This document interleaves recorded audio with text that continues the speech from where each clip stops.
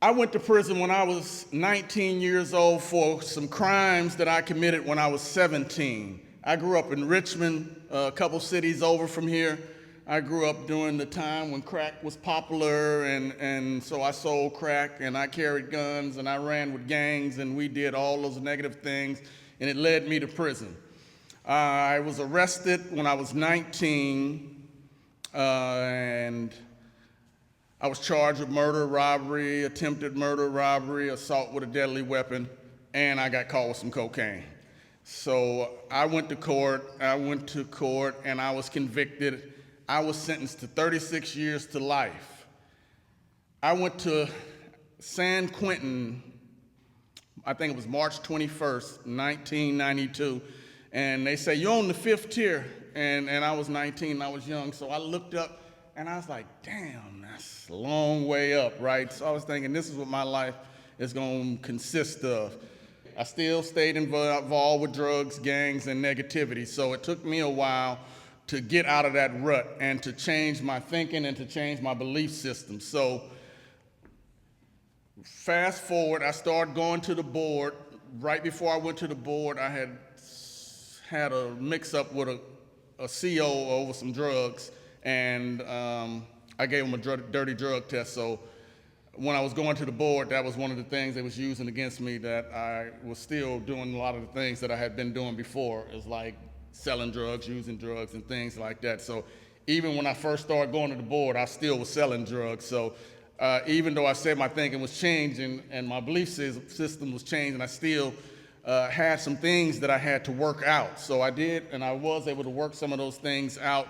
And that was the things that were able to help me stay focused and help me down this path that I'm on now. So that one of the things that we used to talk about in groups and in the building I was in, I paroled from Solano in 2017, and we used to talk about, like, practice how you're gonna play. So you got to start practicing what you're gonna do now, so when you come home, those are things that you do all the time. So for me, I had to have some positive things that I wanted to be a part of, like exercise, like yoga, like reading, and other hobbies to go along with the things that I was gonna do when I came home. I came home in 2017, I paroled to 7-Step in Hayward. I used to go to group at Sean's house.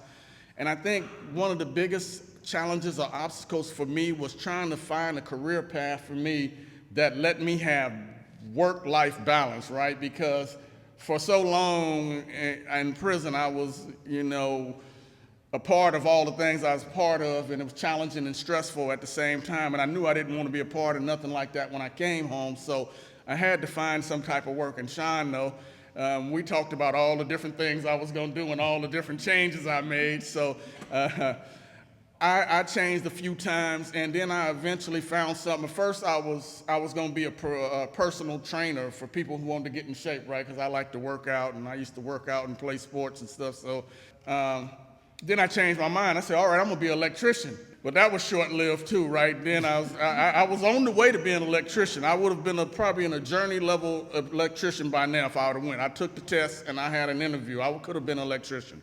I was a laborer for a while. So I work at this place called Rising Sun Center for Opportunity, and we do job training for people who want to start careers in the trade. So that's where I went when I was going to become an electrician.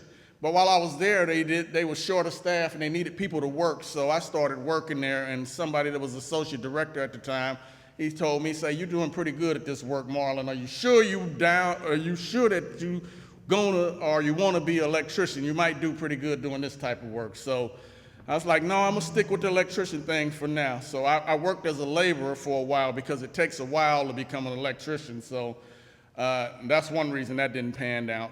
And somebody offered me a job at Rising Sun as a program manager. So it gave me the opportunity to be more involved in the community and serve people who were coming home. I get a chance to go to the PAC meetings.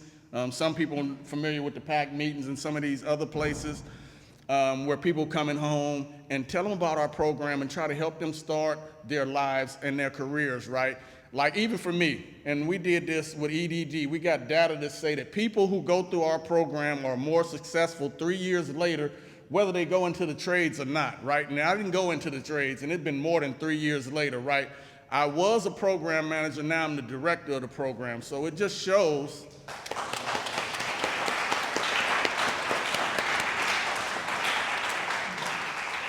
that if you put your mind to something, if you stay focused, and if you challenge yourself, no matter what other people think, right, you can make it happen. You can accomplish all your goals, and you can give back to the community. I also work with a few organizations. I was in prison, and I was in the group Inside Garden, which is now Land Together, where Jamala is the director of reentry. And I had the pleasure of working with Jamala regularly. And that program changed. They kind of helped me, right, get out in a way, too, because the board was like, I've never heard of Inside Garden, and I told them about my past. You're starting to backtrack. Yeah, I am backtracking. But I told them about my past, and I told them how the gardening program helped my emotional stability and helped me focus on something other than the negative past that I had. So I'm on the board of Land Together now. I'm on the board of 7 Step, where I was in the transitional house, and one other program called Next Steps Liaison that goes into juvenile facilities in San Francisco and Marin. I am the chairman of the board for Land Together.